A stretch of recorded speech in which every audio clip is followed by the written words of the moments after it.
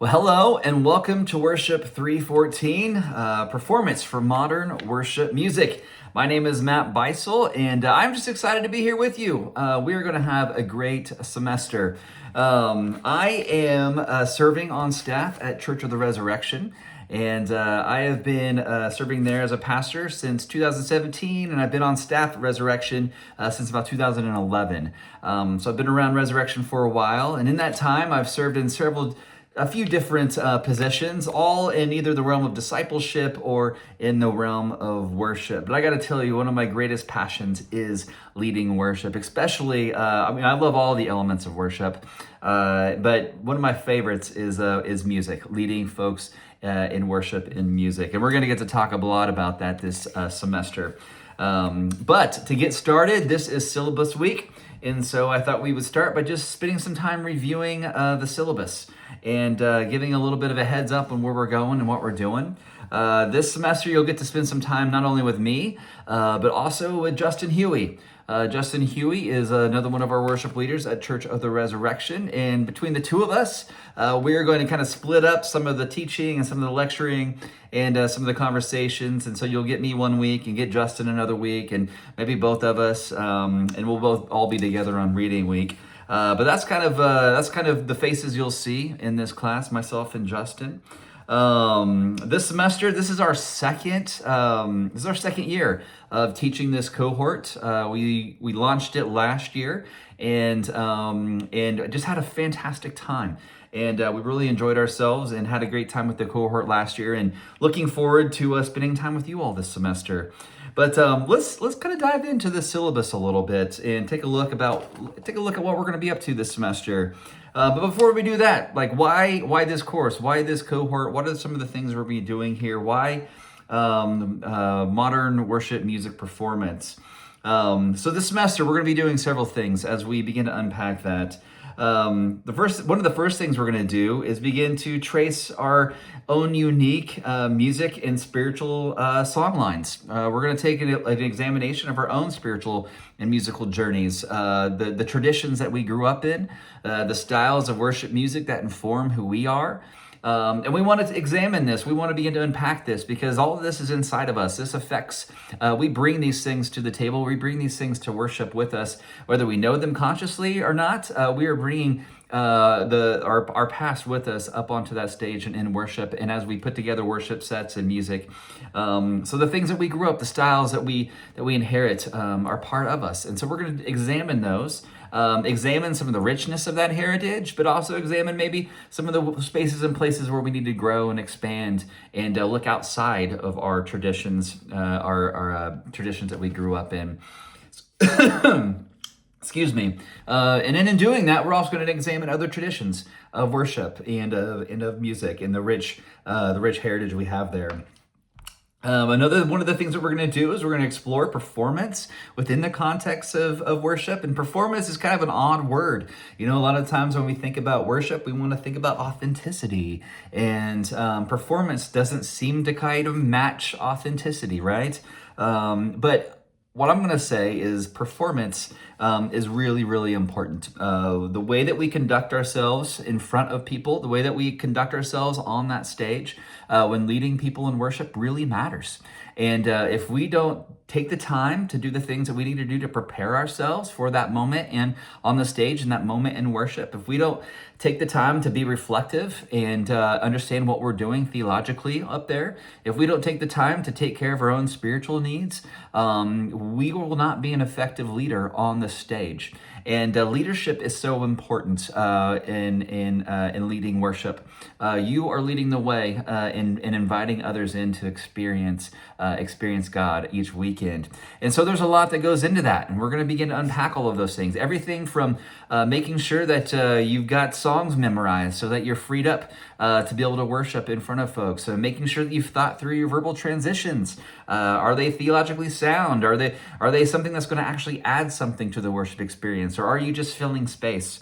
And then also just like, what are we doing with our bodies in front of people? As funny as that sounds, that can make a huge difference in awareness of how we present ourselves, just even physically on stage. All of those things combine together to really impact our effectiveness as worship leaders. And so this class is going to be part theological reflection, and also part very practical implementation of what we do. And so we're going to be doing a lot of reading. We got several books that we're going to be reading. We're going to go through that reading list in a little bit. But we're also going to be doing some performing.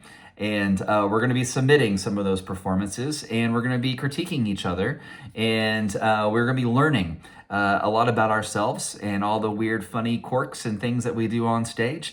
And all of this is an effort to better ourselves, to prepare ourselves to be better worship leaders, to create a space within the service that people aren't distracted, and they are cued in, and they are freed to experience God, the living God, in some real ways. And so those are some of the things that we're up to. That's why we're doing this. I think it's important, and it's I think it's a good thing to set and spend some time reflecting on these things. So in this semester, we've got a few things. There are 5 kind of big things that will go to affect your grade at the end of the semester. Kind of 5 assignments or activities, whatever you want to call them. The first of those are the collaborative discussion and feedback that are going to happen on Brightspace. And so each week, the rhythm of the class is you'll have a reading that you'll be doing for that week, and you'll have a lecture that will come along with that reading, and we will encourage you. Actually, it's going to be part of your grade. You watch the lecture, or you do the reading, you watch the lecture, and we want you to participate in the discussion questions. So we're always going to have some sort of topic, some sort of discussion, some sort of prompt that we hope will lead to some really fruitful and great discussion between all of us. And the deal with that is we want you to not only post a response to that question, but we want you to be able to follow up and engage with other people's posts as well. So to get that grade, you need to post every week on the discussion board, and you need to at least respond to one person's post each week. The more responses, the richer the conversation, really. So that's the first thing, and that's going to be kind of a weekly cycle. Every single week, we're going to be reading, we're going to be listening to those lectures, and we're going to be engaged in that online conversation because we don't get to meet in person. So we're going to be able to engage online and in person. Excuse me. Well, we can't meet in person, so we're engaging online in these forums. And Brightspace has got some new and different and interesting things and ways that we can engage. I'm still learning Brightspace. I got to be honest with you. I just got my head wrapped around Moodle last year, and they changed things up on us. So give us a little bit of grace as Justin and I get our heads wrapped around Brightspace this semester. So there might be a few little things that are odd here and there as we learn this new system. But in Brightspace, I think there's also a way that you can post video responses if you don't feel like typing. But we'll kind of figure those things out as we go throughout the semester. So those collaborative discussions and feedback, that's going to be a weekly thing. You want to be attentive to those. The second thing, the second of the 5, is going to be tracing your songline. And so we want you to spend some time in reflection. It's going to go along with one of our readings, and so we're going to be thinking about our traditions, the heritage, the musical heritage that we have, the things that informed who we are and our understanding of music. And so we're going to be taking a look at that, and that's going to be kind of a critical reflection, but also just an honest reflection, and some of the things that we enjoyed about those traditions and heritage, those things that we that are part of who we are. But also we want to take a critical examination of those things. Where do we need to grow? What do we need to expand? And so that'll be the first assignment. That's going to be 10% of your grade. Excuse me. The collaboration and discussion feedback, it's going to be 20% of your grade. This tracing your songline will be 10%. All these descriptions of the assignments are going to be in your syllabus. And that's what I'm looking at right now. I'm looking at the syllabus. So take some time this week, look through that syllabus, look through the assignments, look through this course schedule, the reading schedules, all those things. It's all there in the syllabus. Begin to create your roadmap for this semester to prepare. The third of the 5 assignments is going to be worship styles, reflection, and critique. And so part of this semester, we're going to be doing an examination of the different kind of worship styles. And we're going to be thinking about those critically. What do we want to incorporate? What what could we use to augment our own worship experience and where we're at in our context. But also, we just want to take a good deep dive in thinking about those different worship styles. So that is going to be another 10% paper, another paper worth 10% of your grade. And then we've got 2 worship performances and 2 reflection papers. And these are gonna equate to the biggest percentage of your grades. The first worship performance and reflection is 25% of your grade. And what that looks like is you're gonna actually prepare a worship set. You're gonna pick out the songs. You are going to think about the transitions, where these songs place, what order, and you're going to build out an order of worship and a worship set for this. And not only that, you are going to perform the worship set. And so there's several options for doing that. If you are in a context, you can film yourself doing that in a service, or you can film it by yourself in a room. Or I think one of these, we'll have to, when we get there, we'll see. But I think the first one is we do them live together on Reading Week.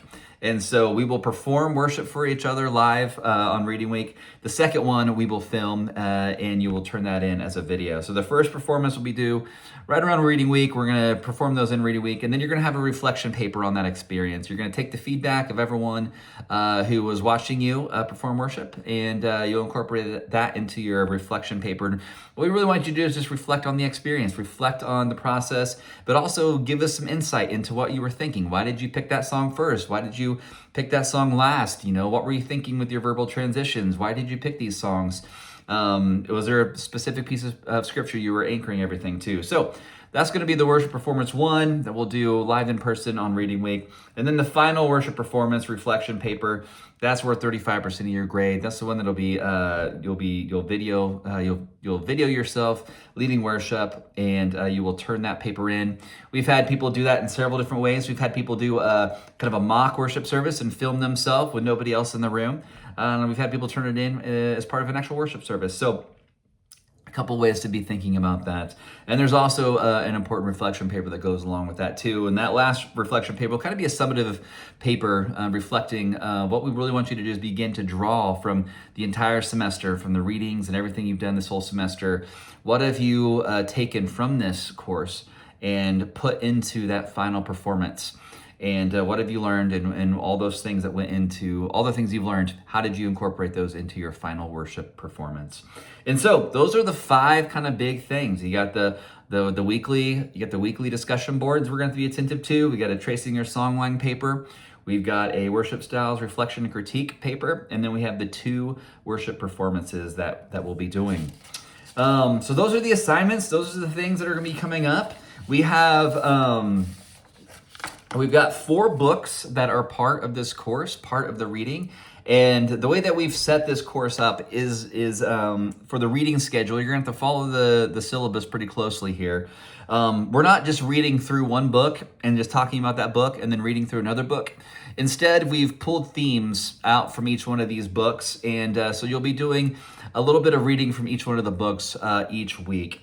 The first one of those, one of the books that we're going to be reading is A Song to Sing, A Life to Live, this book right here.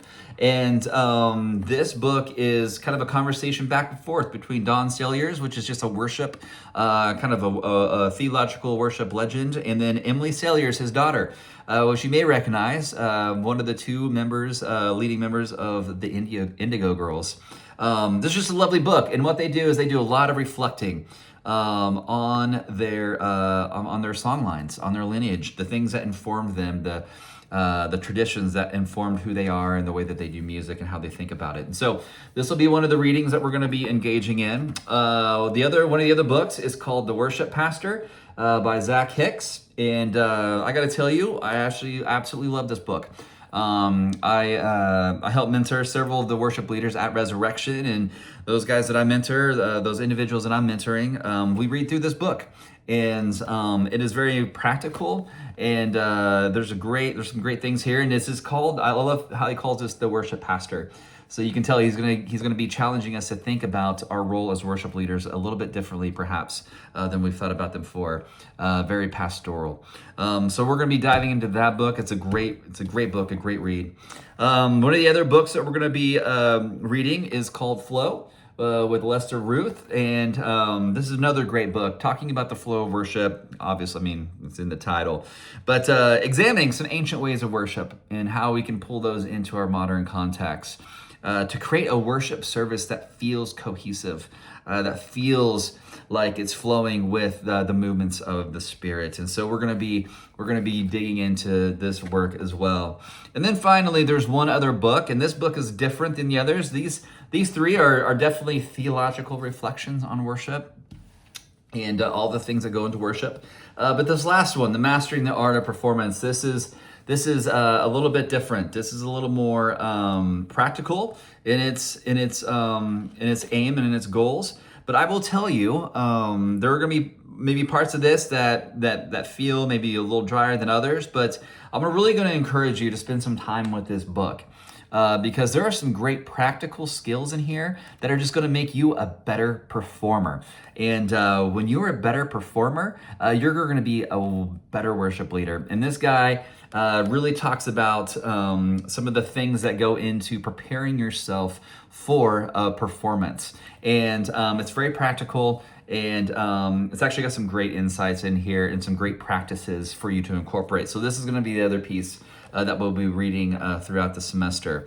Now, those are the 4 books of required reading that we're going to be using for this class this semester. All of them. Justin and I spent some time last year when we were prepping for this course, really thinking about what do we want to engage in, what would be a good use of our time, what are the things that would really help us begin thinking about this idea of worship performance.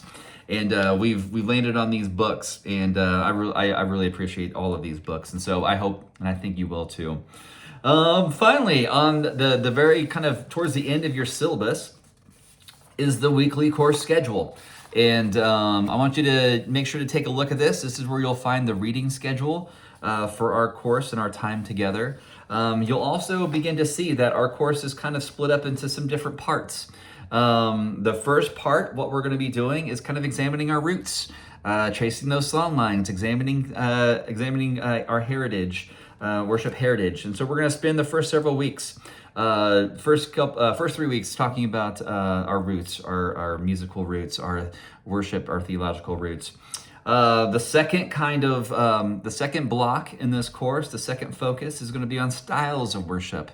And so we're going to spend several weeks digging into the different styles and traditions of worship and hopefully kind of expanding and broadening our understanding of worship styles. Then we're going to hit reading week, and that's going to be where our first performance comes in, and we're going to do that performance together on reading week. And then the part after, the next section after reading week, we're going to spend a couple weeks thinking about the order of worship, diving into theology of that, into the planning of the order of worship. And then finally, we'll end with flow. And that'll be kind of the cumulative experience, the cumulative reading at the end will be a reflection on flow, really a reflection on making our worship services seamless and rich and attentive to the movement of the Spirit. So that's the trajectory. That's where we're going. Those are some of the things, the spaces and places and topics and all the things that we're going to be talking about and doing over this next semester. I'm grateful. I am thankful that you're decided to take this cohort. My hope, Justin's hope, is that this will help you become a better worship leader.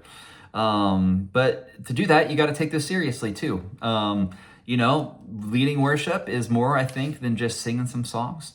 It's more than just being the cool guy, the cool kid on stage, playing piano or playing guitar or whatever it might be. It's more than just, it's more than just that cathartic experience of singing songs together. Leading worship, I think, is a really important piece of our faith and what we do. And those of us who feel called to lead worship, I think we need to be attentive to that and to take that seriously. Before we go, before we part ways, just to leave us with one small little reflection before we head out.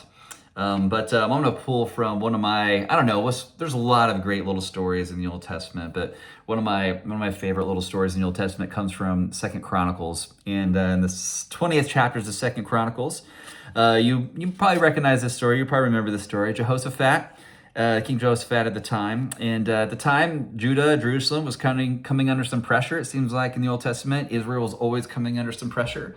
But this story, this little moment, they were especially coming under some pressure from several different directions, and the king and the people, they were freaking out a little bit. They were feeling the pressure. They were scared. They were wondering about what their future might look like, and the outside pressures, how those were affecting them, and in their lives and livelihoods, and just everything about what they were doing. And so these pressures were coming in, and in the Old Testament story, these were armies. These were armies coming in, threatening the existence of Israel. And so what did the people do? They went to God. They went to worship. And they prayed, they fasted, and they worshiped God, and an answer came. And according to the story, God tells them, "Don't worry, don't be afraid. I've got this. The battle is won. The battle is mine," and encourages Israel to go out. And so Jehoshaphat, and God encourages Israel to go out without fear. And so what does Jehoshaphat do?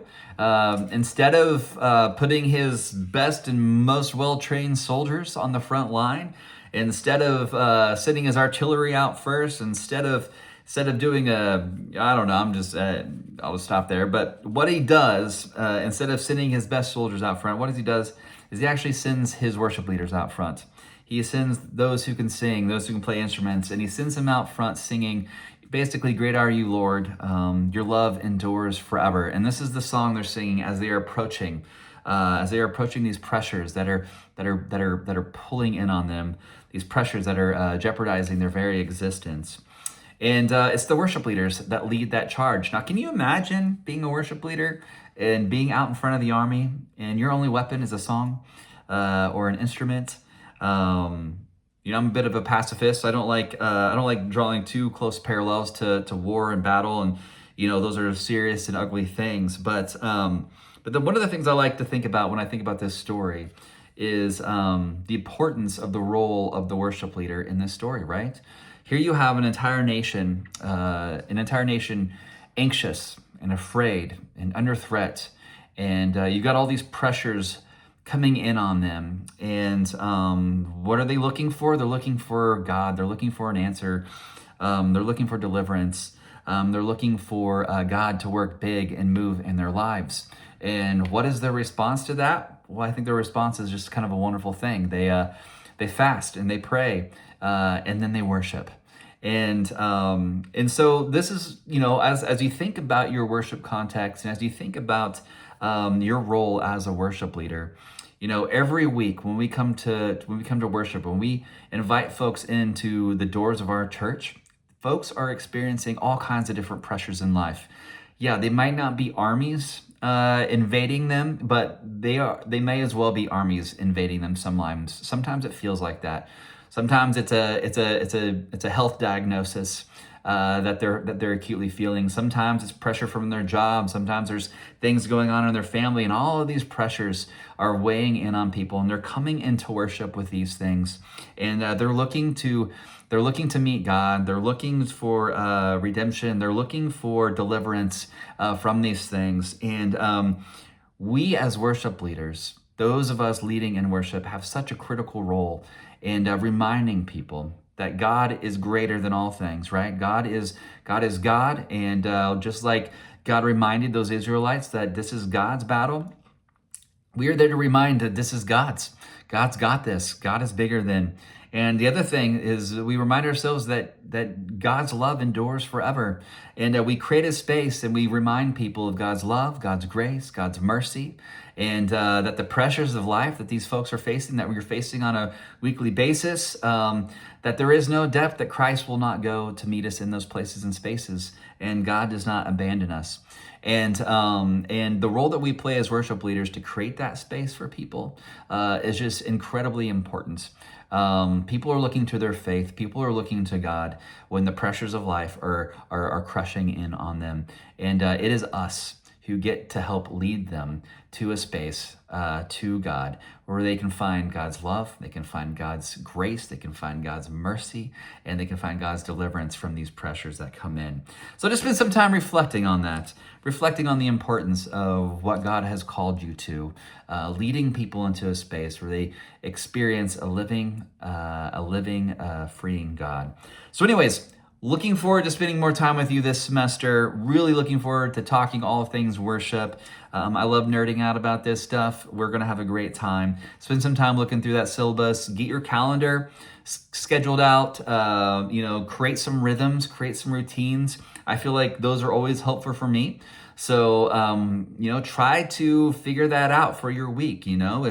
If mornings are best for you and you're reading, carve out an hour every morning to get some reading done in your seminary classes. Find some time at the end of your week to post and to engage in some conversation. But create some rhythms, create some routines, and I think that'll help you keep on track. That'll help you keep from getting too far behind, and that'll help you keep engaged. And when you're engaged, you're going to have such a much more rich experience than perhaps otherwise when you feel like you're constantly behind and just constantly trying to catch up. So develop some good rhythms, develop some good habits. Take a look at your syllabus. All the assignments are all in there. Everything you need to do is all in there. And this week for Brightspace, for our Moodle post, or I'm probably gonna say Moodle about every time, but in Brightspace for our discussion board post, introduce yourself. There's a question in there. Answer some of those questions, but basically just kind of introduce yourself. What degree you're working on, what your year is in seminary, and then perhaps what where your ministry context is. We would love to get to know who you are a little bit to that discussion board this week. All right, well, best of luck this semester. I look forward to meeting all of you, and I'll be praying for you. I know this isn't your only class. You've got other classes that are happening too. And so I'll be praying for you as you progress through this semester of seminary, and we're just gonna have a great time. All right, well, I look forward to the next time seeing you, and I look forward to meeting you on your post in Brightspace. All right, we'll see you soon. Bye.